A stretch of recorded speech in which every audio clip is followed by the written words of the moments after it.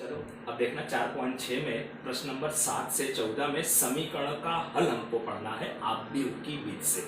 तो पहले शुरू में जो कुछ समीकरण है वो दो चर रेखिक समीकरण है। तो सातवां सवाल है 5x + 2y = 4 और 7x + 3y = 5। तो यहाँ से a बराबर आपका क्या हो जाएगा 5 7 2 3।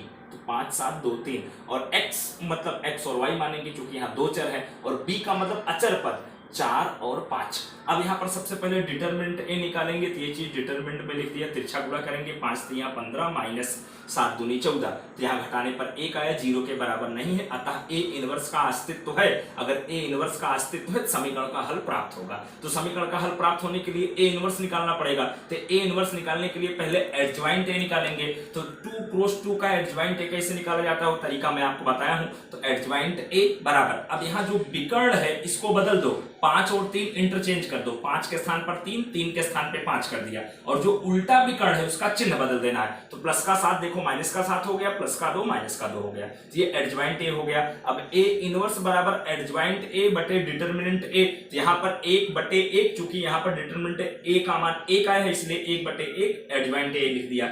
1/1 का मतलब 1 आएगा, 1 का गुणा करने पर मान में कोई फर्क नहीं पड़ेगा। तो इसका मतलब a इनवर्स बराबर 3 - 7 - 2 और 5 आपका आ गया।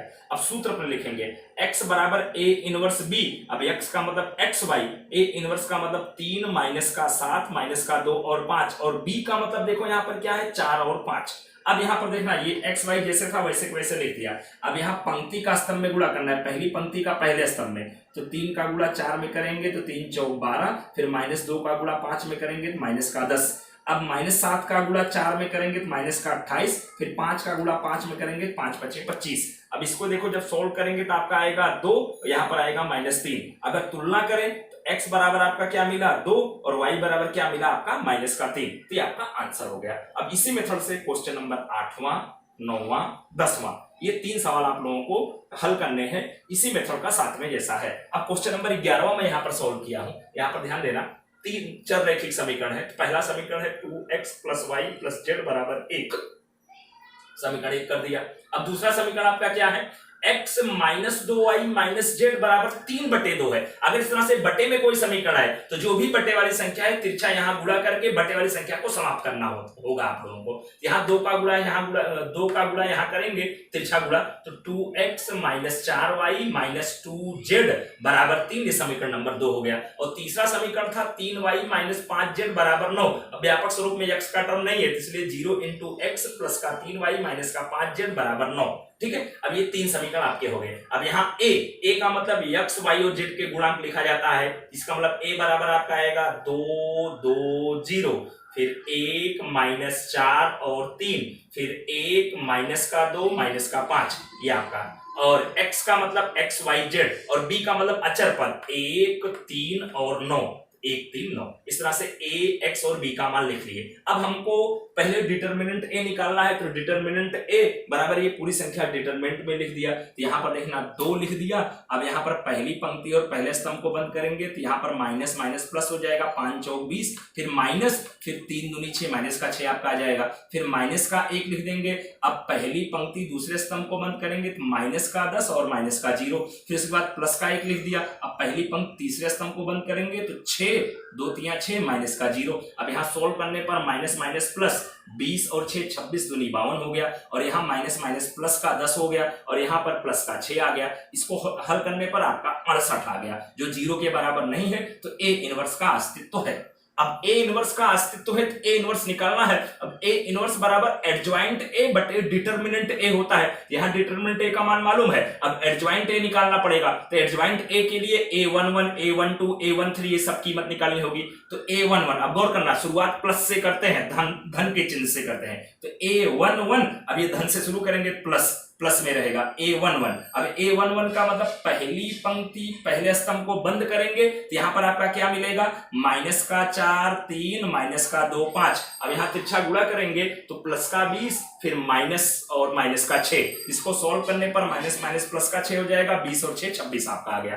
अब a12, अब देखना ये प्लस में था, अब ये माइनस में रहेगा तो माइनस आगे लिख दिया। अब a12 माइनस, अब पहली पंक्ति और दूसरे स्तंभ को बंद करना, ये पहली पंक्ति दूसरा स्तंभ, तो बचा क्या 2 0 -2 5। अब तिरछा गुणा करेंगे तो माइनस का 10 और माइनस का 0, यहाँ पर सॉल्व करने पर माइनस माइनस प्लस का 10 आ गया। अब A13, अब ये प्लस था ये माइनस, अब ये प्लस में रहेगा, A13 प्लस में रहेगा। अब पहली पंक्ति और तीसरे स्तंभ को बंद करना है, तो ये पहली पंक्ति और तीसरे स्तंभ को बंद किया तो 2 3 6 -0 बराबर आपका 6 आ गया। अब A21 माइनस में रहेगा, क्योंकि ये प्लस में था, अगला वाला माइनस में रहेगा। अब यहाँ दूसरी पंक्ति और पहले स्तंभ, ये दूसरी पंक्ति ये पहला स्तंभ बंद किया तो 1 3 1 -5, तिरछा गुणा करेंगे माइनस का 5 माइनस का 3, तो वही माइनस का 5 माइनस का 3, ये माइनस का 8 और ये आगे माइनस है तो माइनस माइनस प्लस का 8 हो जाएगा।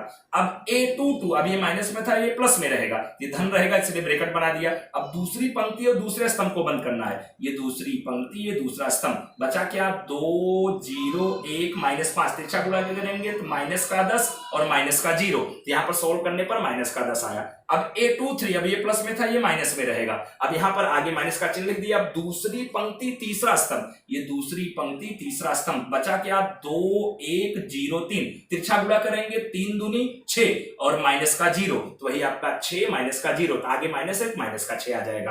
अब A31, अब ये देखना माइनस में था ये प्लस में रहेगा, अब इसका मतलब तीसरी पंक्ति और पहले स्तंभ को बंद करना है, तो तीसरी पंक्ति पहले स्तंभ को जब बंद करेंगे तो 1 -4 1 -2, अब यहाँ तिरछा गुणा करेंगे माइनस का 2 फिर माइनस माइनस का 4, तो माइनस का 2 माइनस माइनस का 4, यहाँ पर माइनस का 2 माइनस माइनस प्लस का 4, हल करने पर आपका प्लस का 2 आ गया। अब A32, अब ये प्लस में था तो ये माइनस में रहेगा, तो आगे माइनस का चिन्ह लिख दिया। अब तीसरी पंक्ति और दूसरे स्तंभ को बंद करेंगे तो 2 2 1 -2, तिरछा गुणा करेंगे माइनस का 4, देखना 2 दूनी 4 माइनस का 4 फिर माइनस का 2, तो वही माइनस का 4 माइनस का 2, तो माइनस का 6 और ये आगे माइनस है माइनस माइनस प्लस का 6 हो जाएगा। अब A33, अब A33 अब देखना ये माइनस में था ये प्लस में रहेगा, तीसरी पंक्ति और तीसरे स्तंभ को बंद कर लेंगे तो 2 2 1 -4, तिरछा गुणा करेंगे माइनस का 8 माइनस का 2, तो माइनस का आपका 10 आ गया। अब एडज्वाइंट ए लिखते समय A11 A12 को इस तरह से नहीं लिखते हैं, इस तरह से लिखते हैं, तो ये सारे मान क्रम से इस क्रम में आपको लिखना है। तो A11 का मान 26 10 और 6, देखो 26 10 और 6, फिर उसके बाद 8 माइनस का 10 माइनस का 6, 8 माइनस का 10 माइनस का 6, फिर इसके बाद आपका क्या आया A31 का मान 2 6 और माइनस 10, 2 6 माइनस 10। अब यहां से ये एडज्वाइंट ए आ गया। अब ए इनवर्स बराबर एडज्वाइंट ए बटे डिटरमिनेंट ए, तो डिटरमिनेंट ए का मान 68 है इसलिए आगे 1 बटे 68 लिख दिया, क्योंकि बटे में डिटरमिनेंट ए है 1 बटे 68 इंटू एडज्वाइंट ए का पूरा मान यहां बगल में लिख दिया। अब हमारा सूत्र होता है x बराबर a इनवर्स इंटू बी, तो x का मतलब X Y Z, a inverse का मान 1 बटे 68 फिर ये पूरा ब्रैकेट इंटू b का मान यहाँ पर देखो क्या है 139, यहाँ पर 139 लिख दिया। ठीक है, अब यहाँ पर देखना ध्यान से 1 बटे 68 जो था वैसे के वैसे लिख लिया।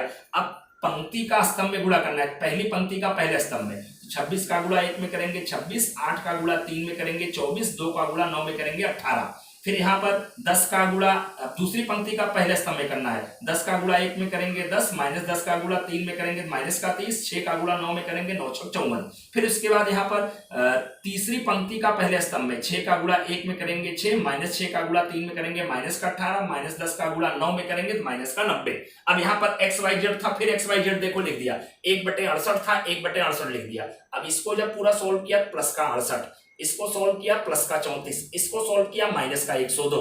अब 1 बटे 68 इसका मतलब यहाँ पर 3 के तीनों टर्मों में 68 का भाग देंगे, तो ये देखना पहले पद में 68 बटे 68, दूसरे टर्म में 34 बटे 68, तीसरे टर्म में माइनस 102 बटे 68। अब यहाँ सोल्व करेंगे 68 से 68 कैंसल, 1 आपका आ जाएगा, यहाँ 34 से काटेंगे 34 से कम 34, 34 दूनी 68 तो 1 बटे 2 आएगा, यहाँ माइनस, अब यहाँ फिर 34 से काटेंगे तो 34 तिया 102, 34 दूनी 68 माइनस का 3 बटे 2 आपका आ गया। तो तुलना करने पर तो x बराबर आपका क्या आएगा a, y बराबर 1 बटे 2, z बराबर माइनस का 3 बटे 2, तो ये आपका आंसर आ गया। अब इसी मेथड से 4.6 का क्वेश्चन नंबर 12वां 13वां 14वां और 15वां सोल्व करना, और क्वेश्चन नंबर 16वां समीकरण बना के हल करना है, उसको मैं सोल्व कराऊंगा। ओके।